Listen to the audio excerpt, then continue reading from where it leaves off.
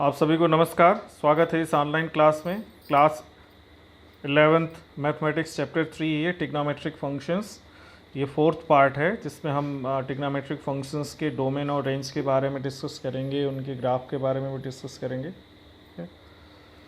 So domain और range क्या होते हैं? पहले तो डोमेन क्या होता है किसी भी फंक्शन का? फंक्शन जिस भी वैल्यू के लिए डिफाइंड होता है उसका कलेक्शन जो है, एक्स की वो वैल्यूज़ का कलेक्शन उसका डोमेन होता है, और फंक्शन की जो वैल्यूज़ होती हैं वो उसके रेंज में जाती हैं। तो मैक्सिमम और मिनिमम वैल्यू मिला के उसका रेंज बनता है फंक्शन का।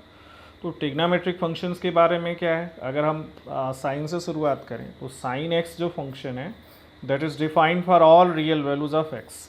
This means its domain is all real, और इसकी मैक्सिमम वैल्यू 1 होती है, मिनिमम वैल्यू -1 होती है, जैसा कि हम पिछले के वीडियोज़ में देखे हुए हैं।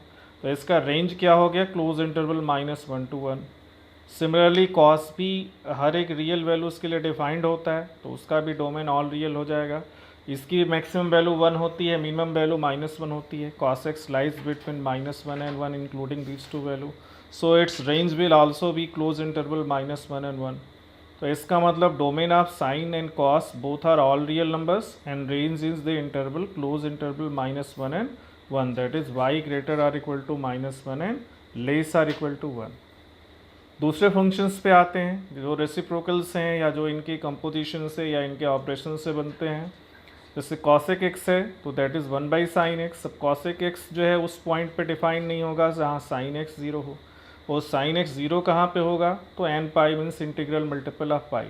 सो कॉसेक एक्स का डोमेन हो जाएगा that will be all real number except integral multiple of pi. So x belongs to real number and x not equal to n pi where n belongs to set of integer. तो ये domain हो गया।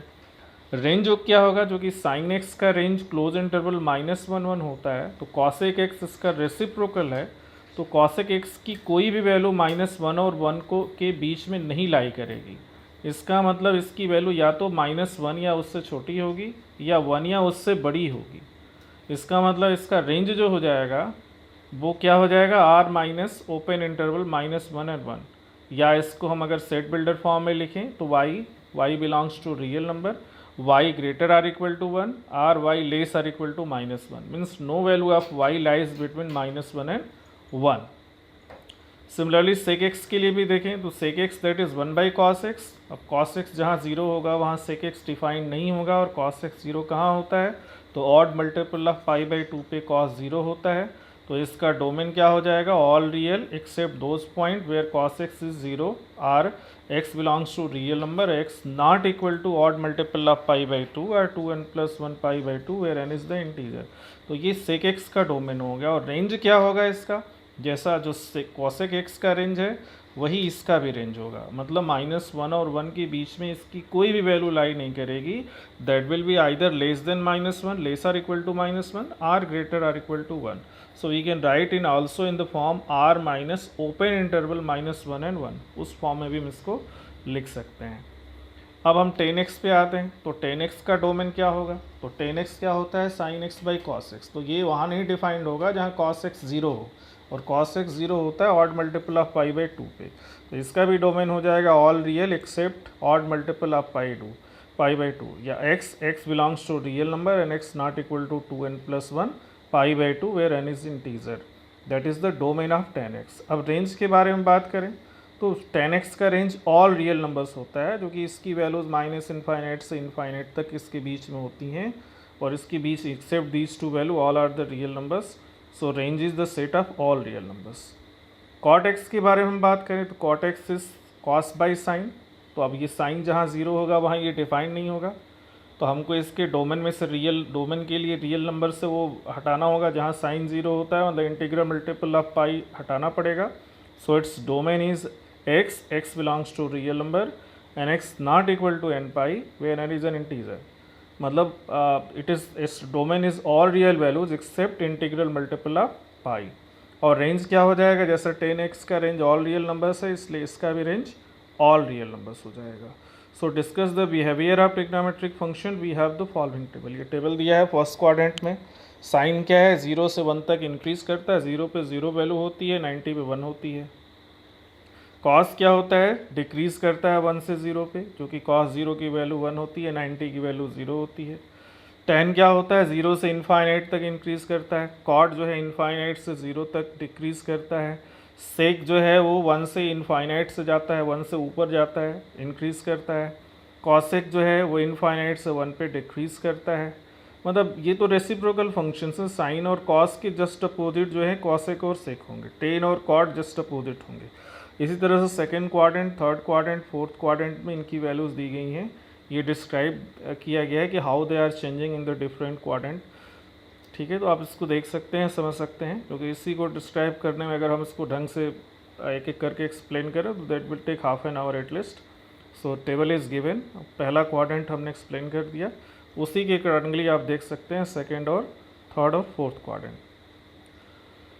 Now we have already seen that values of sin x and cos x repeats after an interval of 2 pi। ये भी हमने देखा है कि 2 pi मतलब कंप्लीट रिवोल्यूशन के बाद वो अपनी वैल्यूज़ को फिर से रिपीट करने लगते हैं। मतलब जो साइन 60 की वैल्यू होगी वही साइन 2 पाई प्लस 60 की वैल्यू होगी।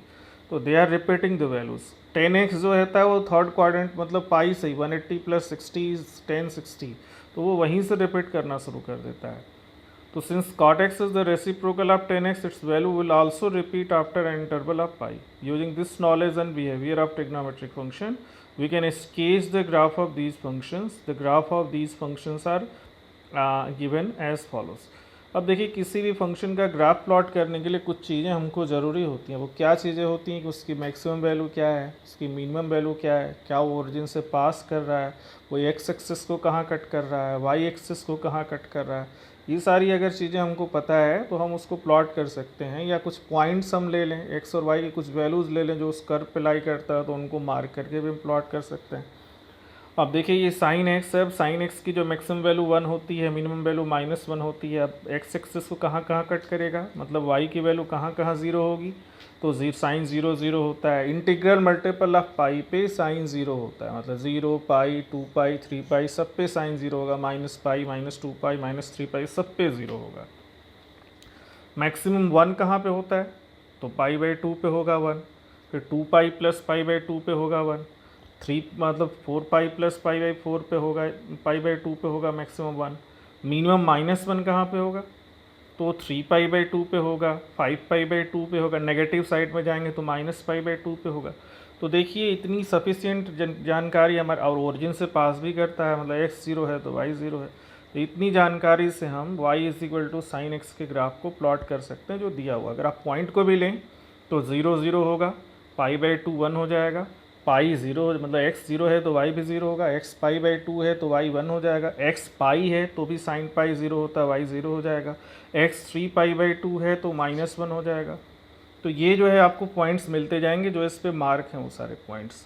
तो मैक्सिमम और मिनिमम वैल्यू से ही और एक्स एक्सिस को कहाँ कहाँ कट कर रहा है, आप उसी से इसको प्लॉट कर सकते हैं। सिमिलरली कॉस को देखें, ये तो कॉस 0 की वैल्यू 1 होती है, मतलब ये 1 से स्टार्ट होगा। तो देखिए 1 से स्टार्ट भी है, ये ओरिजिन से पास नहीं करेगा, और पाई/2 पे 0 हो जाता है। तो पाई/2 पे देखिए ये 0 हो गया y की वैल्यू, और फिर पाई पे -1 हो जाएगा। तो 0 पे 1, पाई पे -1, 2 पाई पे 1, फिर 3 पाई पे -1, इस तरह से नेगेटिव साइड में भी ये बढ़ते जाएगा। तो हम इसके ग्राफ को प्लॉट कर सकते हैं। इसके बाद tan x को देखिए, tan x को अगर हम देखें तो tan x 0 पे 0 होता है तो ये ओरिजिन से पास करेगा, लेकिन जैसे ही ये मतलब 0 से इंक्रीज़ करता है पाई/2 तक, और पाई/2 पे जाके ये इन्फिनेटिव हो जाता है। मतलब ये जो एसिम्पटोट ड्रॉ की गई, मतलब एक स्ट्रेट लाइन जो है parallel to y axis at pi, इसको ये इन्फिनेटिव पे टच करेगा। और जैसे ही ये पाई/2 से आगे बढ़ता है, तो पाई/2 से आगे बढ़ने पे ये